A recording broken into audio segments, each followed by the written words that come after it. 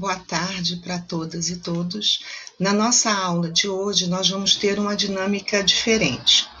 Primeiramente, eu vou gravar as nossas conversas e, ao final da gravação e da postagem desse material, eu vou colocar três pequenos esquemas como material da aula. Vocês vão compreender no decorrer da nossa conversa. Destacando que a nossa conversa vai ser dividida em partes, para que essa gravação ela não fique muito longa, ok? Bem, então, nesse primeiro momento, eu vou voltar um pouquinho atrás na teoria do Durkheim, do Émile Durkheim, para fazer um paralelo, de uma forma muito geral, com a teoria de Karl Marx. Lembrando que esse material, as videoaulas, como os esquemas, eles são produzidos e necessários para esse momento em que nós nos encontramos, do ensino remoto emergencial. Desse modo, sendo assim, esse material não pode ser utilizado de outra forma, não pode ser reproduzido e tampouco divulgado, ok? Então, voltando um pouquinho aqui na nossa conversa sobre Émile Durkheim, é importante, sempre que nós falamos de teoria, que nós falamos de conceitos, é importante nós situarmos historicamente essas teorias, o surgimento dessas teorias. E é importante também termos a compreensão das circunstâncias pelas quais os conceitos são formulados, porque não é incomum pensarmos, nos perguntarmos por que, em pleno século XX, nós precisamos, para estudar sociologia, voltar tanto atrás, ao século XIX, para conhecer autores, conhecer teorias que foram produzidas naquela época, em outro continente, em outros países diferentes dos nossos. Não teríamos algo mais contemporâneo, mais atual, que nos ajudasse a compreender a sociedade? De fato, nós temos teóricos, teorias, conceitos contemporâneos que nos ajudam muitíssimo a compreender a nossa sociedade, o nosso cotidiano, compreendermos as nossas interações sociais. Entretanto, para que possamos compreender o porquê da sociologia, para que possamos compreender a partir de que momento, de que ponto, qual foi o start, o ponto de partida, para que hoje nós tenhamos teorias sociológicas contemporâneas, que são mais fáceis do entendimento. Nós precisamos compreender, como é que surge essa disciplina científica, como é que surge essa ciência, porque tudo tem um porquê, tudo tem um contexto. Por isso que nós fazemos essa retrospectiva para compreender, conhecer as origens da ciência e também para que possamos, aí sim, nos atualizarmos teoricamente, conceitualmente, para aplicar naquilo que nós necessitamos e que nos propomos. No caso da nossa disciplina Sociologia, no curso de Engenharia Civil, é para que possamos compreender a questão do trabalho, o conceito de trabalho, as relações sociais necessárias para que haja esse elemento, para que haja esse aspecto da própria condição humana, ok? Então, voltando ao Émile Durkheim. Como eu disse na semana passada, o Émile Durkheim foi o primeiro formulador, o primeiro teórico do que nós conhecemos, identificamos como sociologia. Só que essas discussões sobre a necessidade de estudar os acontecimentos da sociedade francesa começaram antes dessa formulação. Então, veja só, tudo começa com o processo revolucionário francês. A Revolução Francesa, obviamente, ocorre na França entre 1789 e 1799. Foram praticamente 10 anos desse processo revolucionário. E nesse processo revolucionário, as consequências foi a derrotada, o colapso da monarquia, de uma forma de governo, de de caráter monárquico, né, absolutista, né, o declínio e o fim dos privilégios da aristocracia, né, e da igreja, né, os privilégios religiosos, e aí houve a emergência, né, de movimentos sociais, quer dizer, seja um movimento de massas, né, das cidades, movimento urbano, como também dos camponeses que saíram da zona rural, né, apoiando, né, motivados, estimulados pela burguesia, que foi a classe, né, propulsora desse processo revolucionário, e aí o estabelecimento, né, dos princípios que conhecemos bastante da Revolução Francesa, que foi liberdade, igualdade e fraternidade. Liberté, égalité e fraternité. Né? Então, as populações, tanto da área urbana quanto da parte rural, elas foram estimuladas a se envolver nesse processo político, né, com óbvias consequências econômicas, né, porque era o estabelecimento de uma nova ordem social. Lembrando que anos antes, na Inglaterra, em 1780, aproximadamente, né, começa, eclode, né, toma vulto, né, toma visibilidade o que chamamos de Revolução Industrial, né, que foi justamente um processo em que as máquinas foram introduzidas na forma de organização da produção, né, essa produção ela passa a ser mecanizada, né, quer dizer, ela deixa as características artesanais, né, manuais, e aí outros processos, né, tanto de processos de produção, de manufatura, né, a incorporação de mão de obras, o deslocamento da produção das oficinas, né, dos galpões mais reservados, ela passa a ser centralizada numa área maior, né, aglutina indivíduos de várias procedências, né, com habilidades diversas e até mesmo sem habilidade. Então tinha esse pano de fundo, né, esse processo industrial, né, que ocorreu na Inglaterra, e também, né, as consequências desses praticamente 10 anos, porque começa em começa em novembro de 89 e termina em maio de 99, né, esse processo revolucionário francês. E aí, o que o Durkheim, ou o que os teóricos daquela época identificava, era uma situação de desagregação social na França. Né? É uma sociedade que estava vivenciando consequências não previstas do processo revolucionário, né? Quer dizer, da constituição das cidades, do aumento da população urbana, né? Do processo de industrialização, do incremento, né? Do desenvolvimento do comércio. Então, as cidades elas passam a ter um fluxo de indivíduos, né? A chegada de indivíduos com seus costumes, né? Desligado de seus laços sociais mais primários, aqueles mais próximos, né, daquela agregação, e aí, e não havendo postos de trabalho para todos, não havendo condições de habitação para todos, observa-se, então, uma desagregação social, né, quer dizer,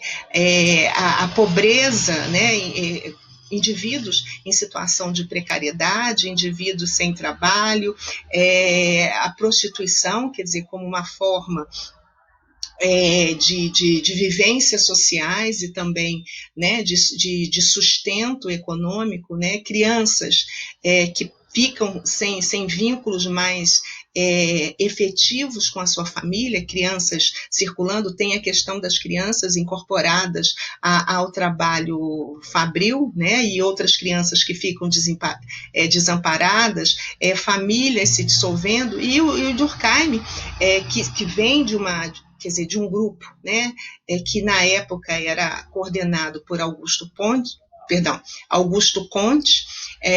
que tinha um interesse na sociedade, né, em compreender os fatores que criavam esses desajustes no sentido de propor, né, uma restauração moral para a sociedade. No caso do Durkheim, ele percebe, né, a interpretação que ele faz é que essa desagregação social ela tem um caráter moral. Então, essa é a preocupação do Durkheim para desenvolver os seus estudos, né? E aí ele percebe que não havia ferramentas, não havia lentes, né, teorias, e não havia ferramentas, instrumentos, conceitos, até então, que pudessem dar conta desse contexto. E aí ele começa a formular os conceitos que nós vimos na aula passada.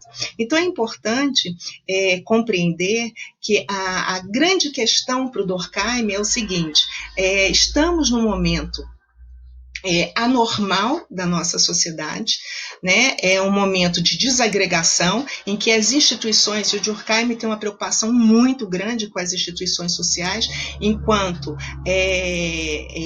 responsáveis, né, pelo controle social, responsáveis tinha uma responsabilidade moral sobre os indivíduos, né, a questão da consciência coletiva, né, de imprimir, né, princípios, valores, formas de agir e de pensar, né, nos seus membros, para que criasse aquele elo que nós já vimos, né, a solidariedade social, para que criasse um elo, e esse elo, né, criado, né, e consistente, né, ele contribuísse para o restabelecimento da ordem, para a manutenção da sociedade. Essa é a preocupação.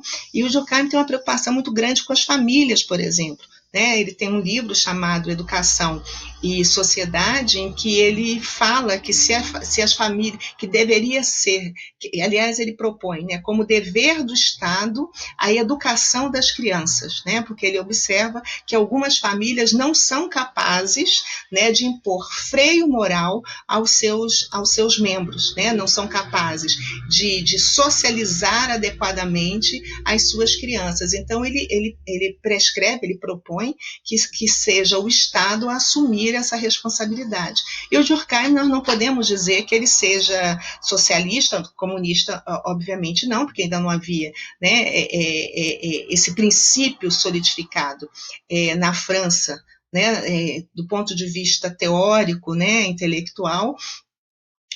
Ou melhor, havia sim, mas o Durkheim não compartilhava, né, esse princípio do comunismo, sequer do socialismo, mas a preocupação dele era realmente com a questão da ordem social, do restabelecimento da ordem social. Por isso que todos os conceitos do Durkheim, eles vão estar preocupados, né, em compreender os mecanismos, né, que fazem com que os indivíduos, apesar dessa desagregação social, continuem vivendo em sociedade, né? Então vamos imaginar, né, que a sociedade para Durkheim fosse uma parede, né? Então a gente tem uma parede e aí a gente tem as consciências individuais, né, como se fossem tijolos. Vamos imaginar uma parede qualquer, né? Então essas consciências individuais, elas precisam interagir com o objetivo para a construção dessa parede, né? E essas consciências individuais,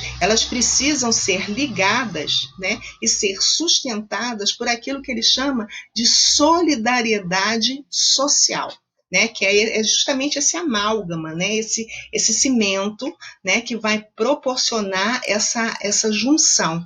E aí vamos continuar com essa mesma imagem. Se nós temos uma parede em que os tijolos são visíveis, né, então, que as consciências individuais elas são percebidas na sua especificidade, né, no seu tamanho, na sua cor, na sua consistência, nós poderíamos dizer que esse cimento, né, que liga os tijolos, ele produz a solidariedade orgânica, né, como se fosse um organismo biológico. É essa imagem que o Durkheim tem, né? No nosso organismo biológico, no nosso corpo humano, nós temos membros e órgãos, né, que trabalham conectados, né, trabalham interligados, trabalham numa relação de interdependência, né? A minha mão, né, ela é independente da minha boca.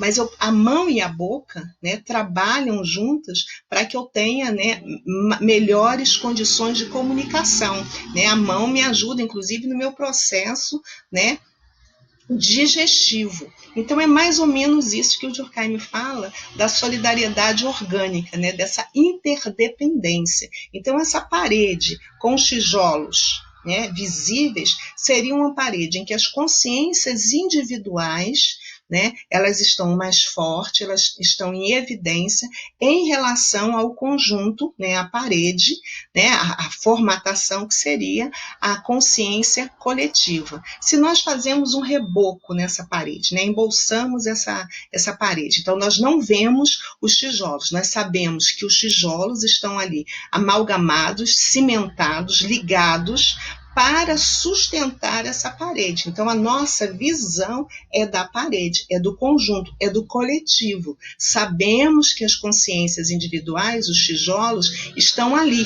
criando essa parede, né? Mas a ligação que eles têm não é uma ligação entre os indivíduos que é mais forte, é a ligação com o todo, justamente com a parede. Né? E o resultado da parede, quer dizer, as 4 paredes, né, esse resultado forma o que Durkheim chamaria, né, nessa analogia, chamaria de sociedade, né, que são essas partes em que as consciências individuais, as consciências coletivas produzem solidariedade social.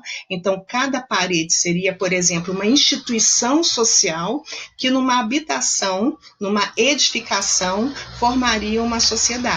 Então, toda a teoria do Durkheim está preocupada com esse restabelecimento da ordem moral, com o caráter moral de freio, de limites para a conduta dos indivíduos, como uma proposição de intervenção na sociedade francesa, né, frente aos conflitos que ali se configuravam, né, e que ele identificava como sintomas de patologia social, sintomas da doença social, sintomas de uma anormalidade social que o Durkheim chama de anomia, ok? Então, esse pano de fundo é importante para que a gente possa compreender. Na parte seguinte, eu vou falar desse pano de fundo da Inglaterra, para a gente compreender a emergência da teoria de Marx, e na terceira parte eu falarei dos conceitos de Marx, né, propriamente dito, aqueles que serão importantes para a gente poder ter essa compreensão sobre o trabalho. Na próxima semana, quando formos trabalhar a teoria de Max Weber, eu vou voltar a esses 2 autores para que tenhamos um quadro comparativo sobre as concepções de trabalho em cada uma das teorias. Então, vamos para a parte 2, em que falarei do contexto da teoria de Karl Marx e para chegarmos na parte 3 com os conceitos, quando vou utilizar um mapa mental. Obrigada.